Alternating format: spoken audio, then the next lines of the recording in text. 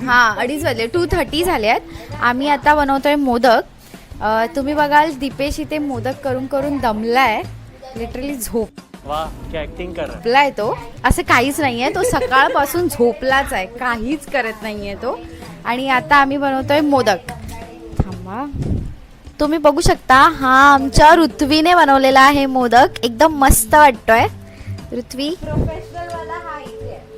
तुम्ही बघू शकता एवढे मस्तपैकी सुबक मोदक केलेले आहेत आम्ही सगळ्यांनी, म्हणजे मी नाही केलेत, ह्या लोकांनी केलेत.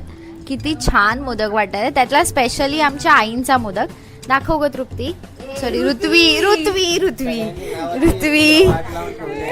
हे आमच्या आईनी बनवलंय मोदक. हे तुम्ही पाकळ्या बघू शकता, काय मस्त आले आहेत एकदम.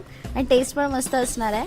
ते आम्ही तुम्हाला नंतर सांगू की त्यांची टेस्ट कशी आहे. आणि मध्ये अशी ढाळ सारखी काहीतरी बनवली आईनी, त्याला आम्ही असं काय बोलतो मावशी, आई काय बोलतो त्याला आई असं म्हणतात की त्याला भंडारा बोलतात. तर हे सगळे मोदक आम्ही संध्याकाळी पूजेला दाखवणार.